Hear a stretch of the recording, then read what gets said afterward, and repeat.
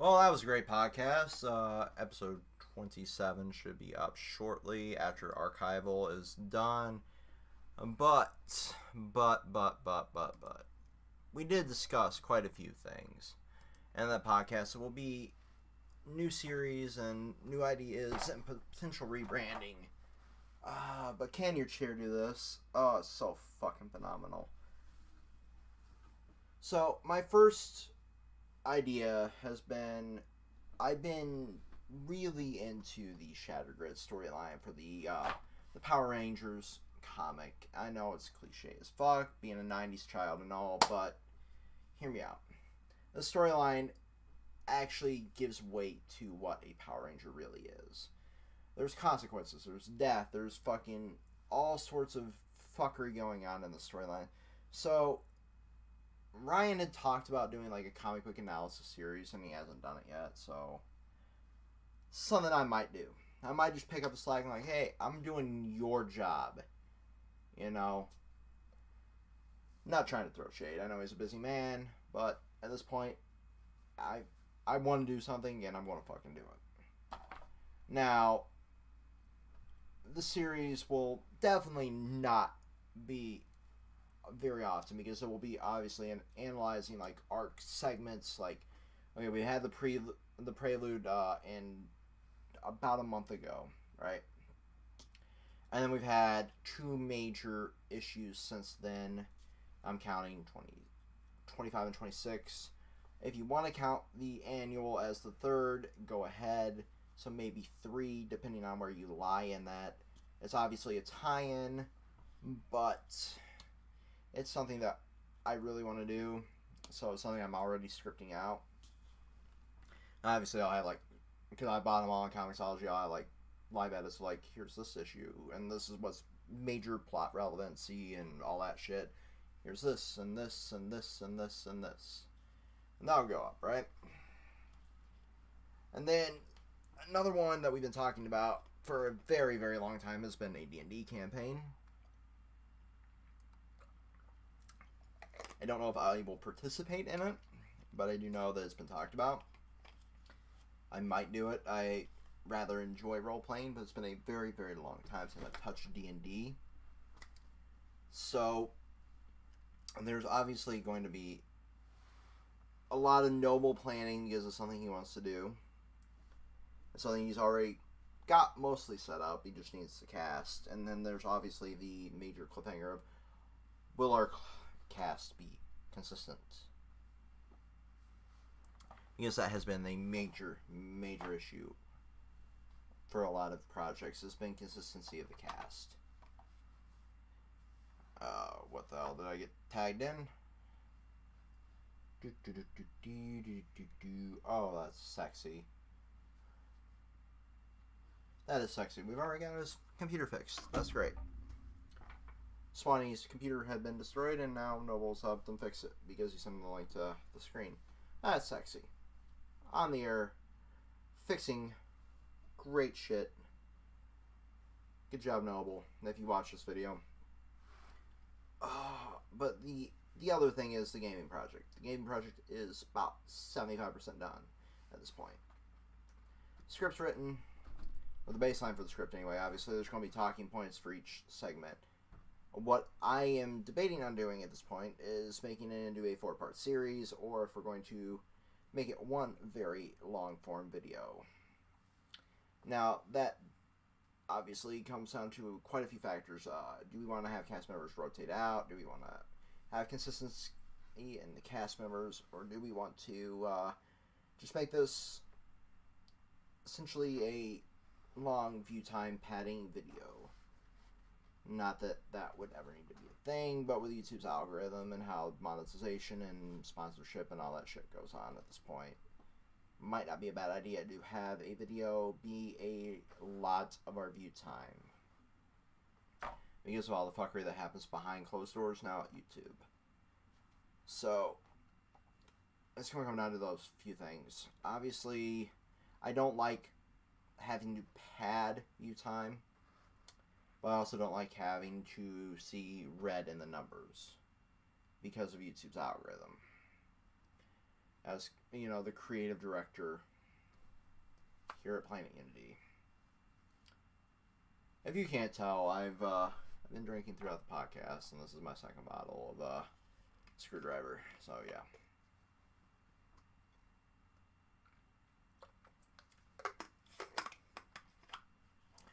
There's a lot of things that need to be worked on, and now that I'm free from class,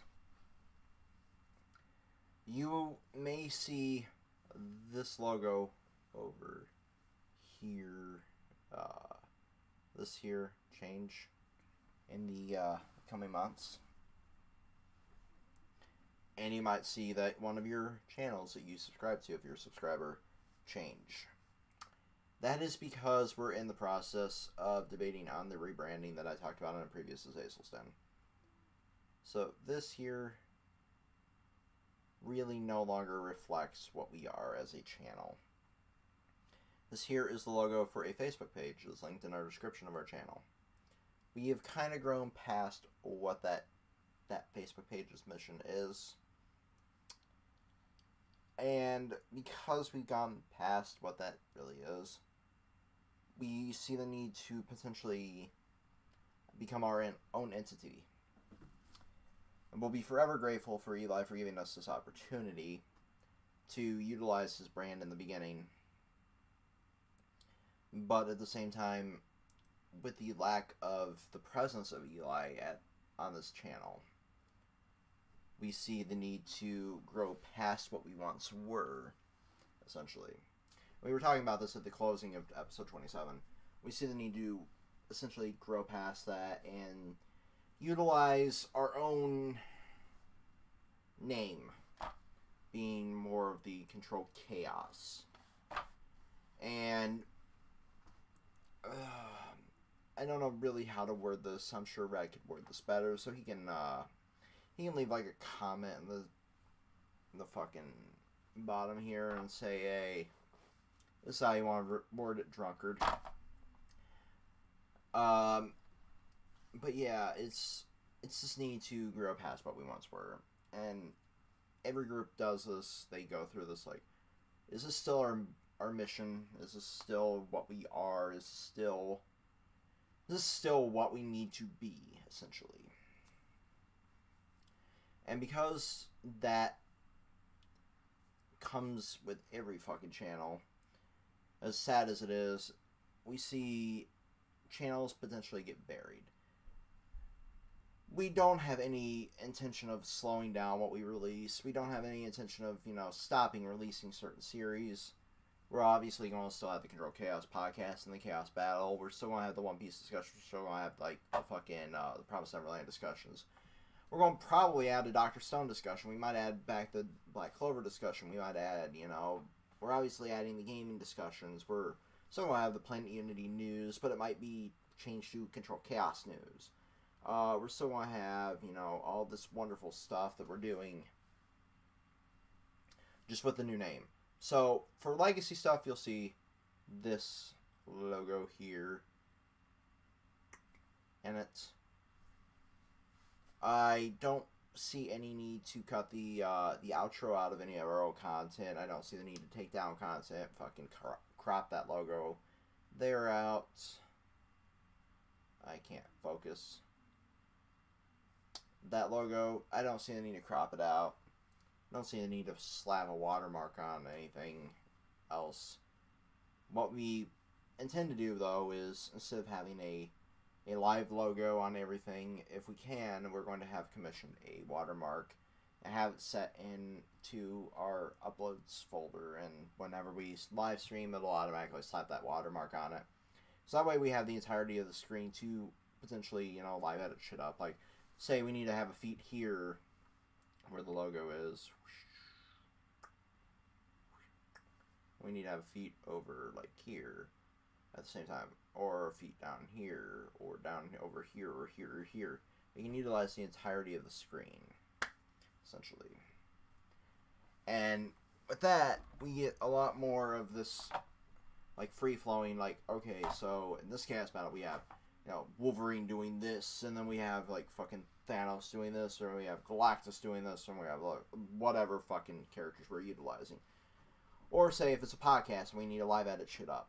Like 4 different things. We can utilize each corner. And then in the middle of the screen it can still be myself and whoever's here. Or it can still be whoever's hosting that podcast. Because in the future I might not be here. I would like to have a fucking podcast where I don't have to be the focal point. Because I'm an ugly motherfucker. I'm not going to deny that. Not the greatest looking person on the planet. I'm not Brad Pitt. I'm not Tom Hiddleston. May he rest in peace in that Infinity War discussion that we had. You know, it's just this. At this point, it's like we know what we once were, but we also know what we are now. But let's dive into the rest of the topics, okay? Shall we? And today, because of the podcast, you know, running somewhat short, we still have an overflow of topics. Oh, and one of them that really interested me, as somebody that's played DCOU, or DCUO, depending on how you want to pronounce it, the DC Comics MMO, we see their studio in a little bit of turmoil, and they also, oh god. They also have another game that's quite popular. But let's dive into the history of this topic, shall we? Daybreak Games. Daybreak Games, right? Daybreak Games is the host of so many wonderful titles, and it's fucking depressing to see this.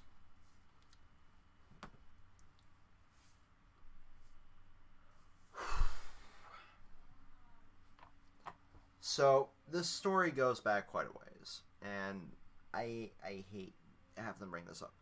Daybreak was originally a wonderful MMO studio, hosting games like fucking EverQuest way back in the day. We had them hosting Star Wars Galaxy, PlanetSide, The Matrix Online, EverQuest 2, The Clone Wars Adventures, Free Realms. Remember that? It was all over TV back in the fucking early 2000s and shit like that. We had Vanguard, Saga, Heroes, DC Universe Online, PlanetSide 2, H1Z1, Just Survive, and H1Z1 King of the Hill, along with the recent acquisitions Dungeons & Dragons Online and Lord of the Rings Online. This is directly from the Wikipedia page for the studio. Now, this studio was originally Sony Online Entertainment, founded in 1995. We saw like EverQuest launched in 99. We saw Ultima Online in the 2000s. One of their developers come on, Ralph Koster, and Rich Vogel, formed an office in Austin, Texas to develop Star Wars Galaxies for LucasArts. That studio was Virant. It was acquired by SOE. SOE obviously fucking swept up shit tons of studios. And then we see them, you know, talking about like EverQuest expansions and spin-offs like Champions of Norath for the PS2 and Lords of EverQuest for Windows. And Sony Online Entertainment soon become Sony Online Entertainment LLC, owned by Sony Pictures Digital and Sony Computer Entertainment of America. SOE licensed rights from Midway Home Entertainment to release like 6 classic Midway games. That being Mortal Kombat 2, Gauntlet 2, Joust, Rampage World Tour, Rampart, and Championship Sprint. Those were for PS3. We also see that a lot of the MMOs that they were there go to like free to play. Those free to plays being like EverQuest 2 and in 2011 Star Wars Galaxy closed. SOE maintained a memory book for former players. A lot of controversy during the data breach. Daybreak Games. This is where the story gets fucky. On February 2nd, 2015, Sony announced the sale of SOE to Columbus Nova for an undisclosed amount, and it would be renamed the Daybreak Games Company. The studio would operate as an independent company and continue operating SOE's existing games. As it no longer had ties to the company, Daybreak would also be able to develop games for non-Sony consoles, including Nintendo and Xbox platforms, as well as mobile. On February 11th, the company reported they were undergoing layoffs, including several senior developers and project managers. Shortly after, Daybreak responded by announcing the layoffs were intended to make the company profitable, but did not detail the extent of the layoffs or whether it would affect development or support of their newer or existing games. On July 22nd of 2015, Daybreak announced that John Smedley has stepped down as the company's president, and that Russell Shanks, the company's former COO, would take up his position. On August 21st, 2015, Smedley left Daybreak to found a new company. In October 2016, Russell Shanks left the company. G. Ham is the current acting president. In December 2016, however, they announced that they would be the new publisher of Lotor Online and D&D Online, taking over the role from Warner Brothers and Interactive Entertainment, although the two games would maintain their old account system and their server centers, not integrating with the rest of Daybreak. The result of this deal would cause a closure of Asheron's Call and Asheron's Call 2, Fallen Kings, on January 31st, 2017. Now, H1Z1, developer Daybreak Games, had laid off a portion of its workforce just over a month after the game went free-to-play to compete with games like PUBG and Fortnite. This is a report that I had found that was going to be a topic on the podcast. Now, I don't know how to feel about this at this point. I really don't. Because I see the need to be competitive. I see the need to maintain your business structure, but I also hate to see people out of work. I hate to see people out of work because I've been there. When ITT closed, I've been in their shoes. When a lot of, fuckery happened behind the scenes there, I saw it happening. So I can only imagine, with the amount of fuckery that's been described in both the Wikipedia article for SOE's Wikipedia page, as well as this contributing to it, I can only imagine how much shit they wanted to say. How much shit these former employees wanted to leak. How much they wanted to fucking tell the world how fucked up things are on the inside. But at the same time, I also see the need for the company to stay competitive in this current market. So, we're going to dive into this, and this article will also be linked in the description of this video for you to peruse and gather your own thoughts, and if you disagree with me, let me know in the comments. Daybreak confirms that we are realigning our workforce to better position our company for the future. The same it read. Because of this, we have to make extremely difficult decision to part ways with some of our employees across various disciplines of the studio. We're doing everything we can to take care of each infected individual by providing them with appropriate transition assistance. Meanwhile, Daybreak has caused some confusion regarding this company's ownership after suggesting that it was acquired by investment firm Columbus Nova 3 years ago.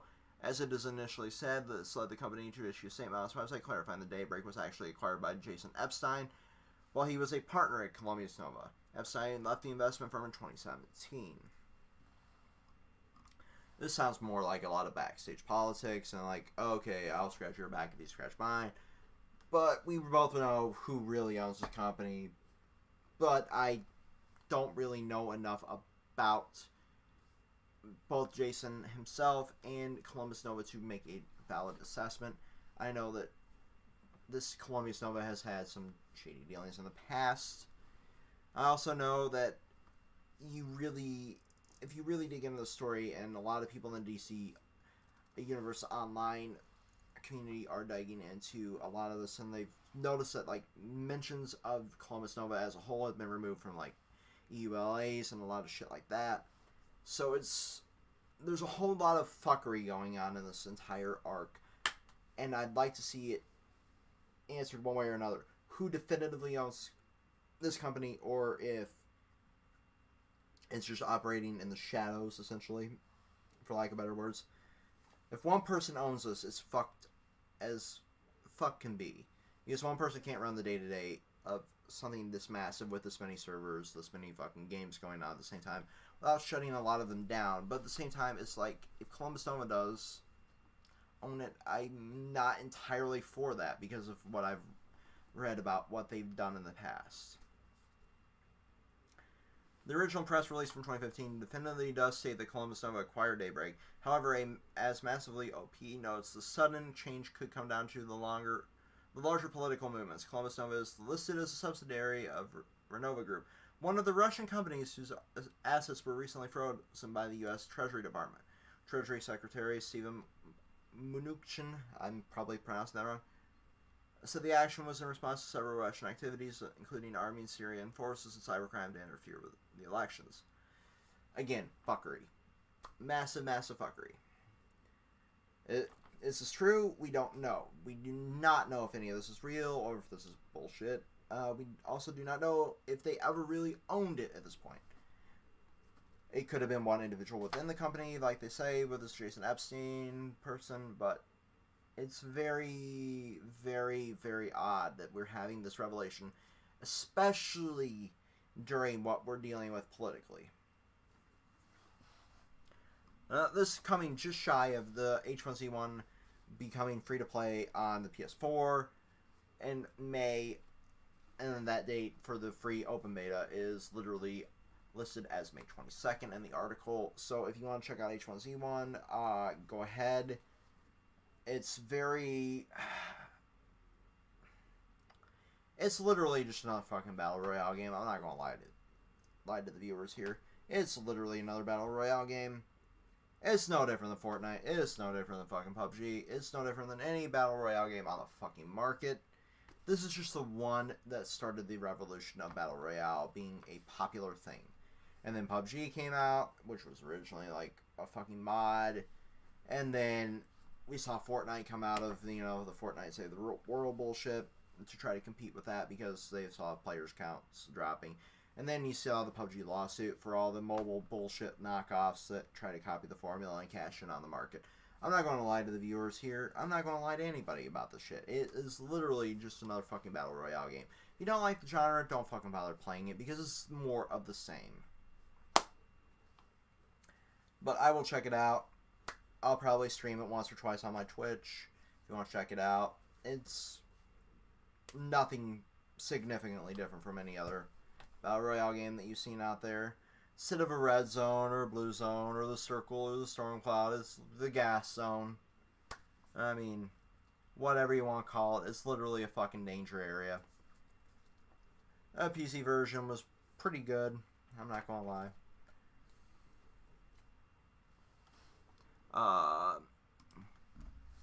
Next topic being a little bit of a jab at Nintendo. As you know, on Wonderful 420, make all the jokes you want in the comments, we saw Nintendo Labo come out. Nintendo Labo being that cardboard system that's literally a STEM laboratory for your children or you, if you want to play it with it. Well, it's doing great things, and it actually outsold God of War in Japan. Nintendo knows you're going to destroy the Labo cardboard. I actually have replacement kits. And they also have, like, the sticker kits. It's fair to say that the first reactions on Nintendo Labo's kits were mixed. Did it usher in an era of DIY fun, or was it the veteran video game company making bank off of selling expensive stacks of cardboard? Once we got our hands on it, and this is a article from Engadget, some of our fears were put to rest, except for the durability issue. What happens when kids are tear through the less durable material, or parent accidentally throw pieces away? The Labo launched publicly today, but lucky for us, Nintendo is selling replacement sheets in the store. The items vary in cost from $3 for stickers to a $14 bundle for body parts from the $80 Robo Kit. The Robo Kit obviously comes with a cartridge, if you aren't aware, so you can't bypass that. So far, the Labo replacement catalog has multiple sub parts for the Robo Kit, along with bundles for each of the variety kits, like I, the Robo Kit, along with bundles for each of the varieties kit, it's activities like the fishing rod or the piano. So, if you are somebody that's looking forward to playing with the Labo, you're still wise afoot the $80 cost for the cardboard and the cartridge. But if you fuck up with any of the accessories, you can order replacements for that. And again, I've stated my opinion on this in previous podcasts. I've also stated my opinion on this on Facebook and in various other forums. I'm not a fan of charging $80 for a fucking cardboard box.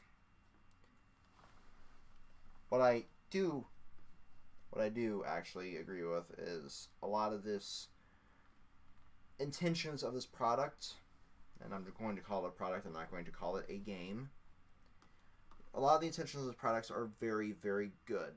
It's trying to teach children like STEM activities like science and all that shit. So I'm all for that, but the price tag itself is fucking absurd. I don't see the point in charging $80 for a cardboard box that's perforated when parents can literally the cardboard. They can get a cardboard box from the local dollar store from where they do their inventory, cut the pieces out, slap that shit together, and it's the same fucking thing. So I'm not a fan of that aspect of it, but I am a fan of what it's trying to do. Next up, we have Call of Duty Black Ops 4. I'm sure by now you've heard of the rumor that it won't have a traditional single-player campaign. And instead, we may see a Call of Duty Battle Royale mode. Anybody else getting sick of Battle Royale being a trend? I know I am. Getting very sick of Battle Royale being in everything. So, the main appeal of Call of Duty has obviously always been this multiplayer. Always. We also see the necessity for a single-player campaign for those who do not have internet, but the campaigns have always, for the traditional Call of Duties, been a little bit lackluster. That kind of changed with World War II, and obviously the Black Ops have had a fantastic storyline. The Modern Warfare has had a fantastic storyline, but before that, they were always shit. They were always like, you're in this battle in World War II. You're in this battle in World War II. And you would relive that. You would relive that battle every fucking shooter. Be it Call of Duty, be it Battlefield, be it fucking Brothers in Arms. Remember when that Brothers in Arms Furious 4 was supposed to be a thing? Yeah, I do too. That never came to be, did it? Would have been nice. It was cartoony, but it was funny. What's up with that Gearbox? But yeah, we relive the same fucking battles every World War II shooter. So it was super nice when we saw the shift to like the modern times and Modern Warfare. We saw the shift to like futuristic shit in Black Ops. You know, the first one was like in the past, and then the second one was like in the past and in the future, and the third one was all in the fucking future, essentially. We saw that continue on like Advanced Warfare. We saw that continue on fucking Infinite Warfare, but that was a little too much. But because by that time, players were tired of it. But ditching a campaign entirely seems like a stupid fucking move, in my opinion. I mean, I get that you notice that a lot of players come in just for the multiplayer and for the zombies, and I get that. I really do. But I also see the necessity to have a single-player component in game. I'm not for this always online, all the time bullshit. I mean, there's a time when players just want to sit down, they want to fucking get achievements, they want to fucking sit down, they want to get their trophies, they want to sit down, they want to fucking relax, and then they just want to blow shit up without getting teabagged every 3 seconds. So I see the necessity of a single-player campaign. But I also see the need for you as a developer, Treyarch, or publisher, or whatever you want to identify as for this item. I'm assuming Activision's still going to be the lead on it. I see the need for you to sit down and, you know, relax and say, hey, we notice more players play the multiplayer than they ever touch the campaign. And this battle royale thing here, it's money. That's money right now. We're gonna fucking use that. We're gonna fucking get microtransactions. We're gonna slap that on it.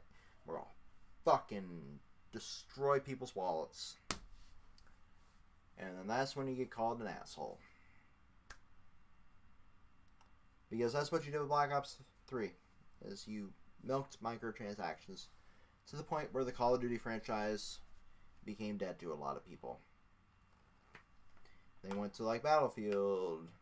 And they went to PUBG also, which ironically is Battle Royale. I see what you're doing here. So yeah, we see that. Also, today's odd news. And I'm assuming this came from a Toys R Us because, you know, they're in liquidation. But there's this article that came from Polygon where somebody that's an analyst.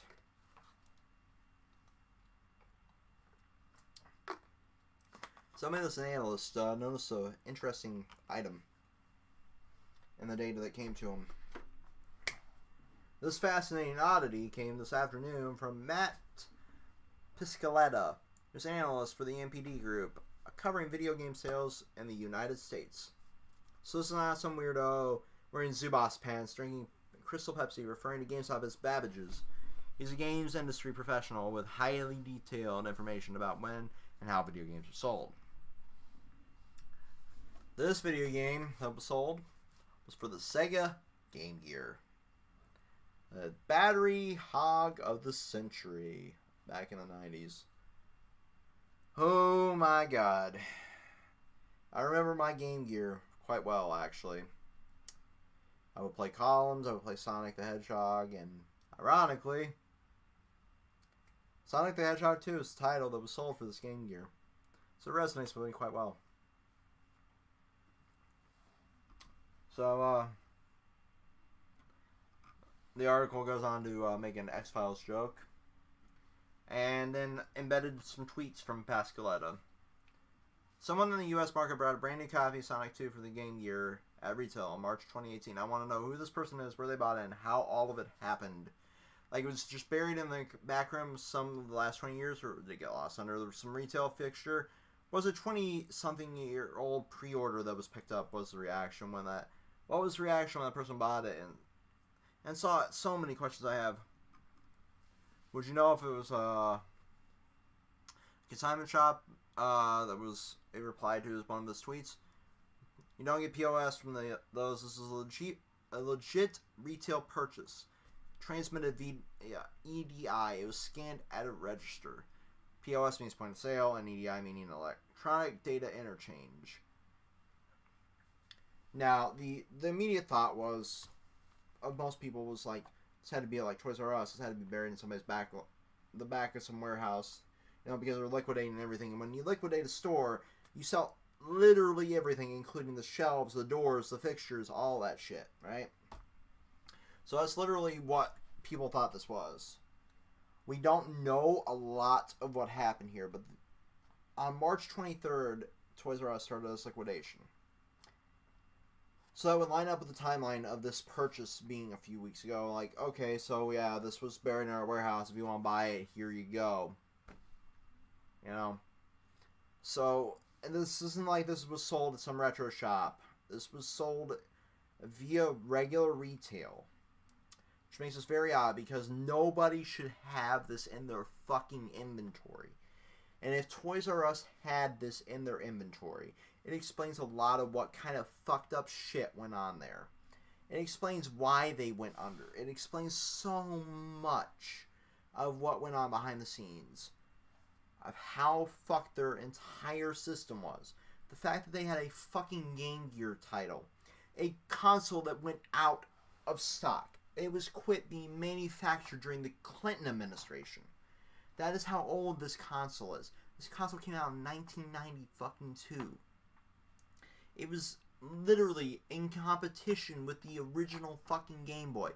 The fact that it had a backlight, the fact that it was colored was its main selling point. You don't have to fucking stand under a light like this to fucking utilize it. You know? You can see it clear as day, no matter where you're at. You don't have to use the street lamps when you're going home while you're playing Pokemon and trying to level up that Charmander. That was his main selling point. And the fact that they were still a fucking sealed copy of Sonic the Hedgehog 2 on shelves in 2018. If this was Toys R Us, this literally was like the final fuck you, you deserve to go under kind of moment. So, he has a pic embedded in one of his tweets here. And it was literally a Game Gear box for Sega Sonic the Hedgehog 2. I'm going to ask the folks on my side if they can tell me a retailer or perhaps a location. This should help the search. I don't think I can let this go. Scrape my knuckles against this problem until the shadow is lifted, even making Sonic references. But it looks like this will remain a mystery. No details available. What is available, however, is our Game Gears on eBay. Might pick one up.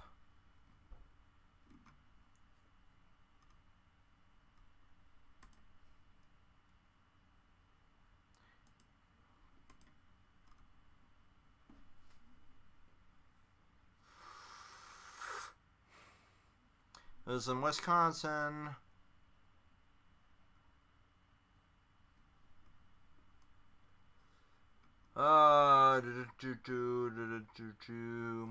More. I'm going to embed this tweet in the comments as well.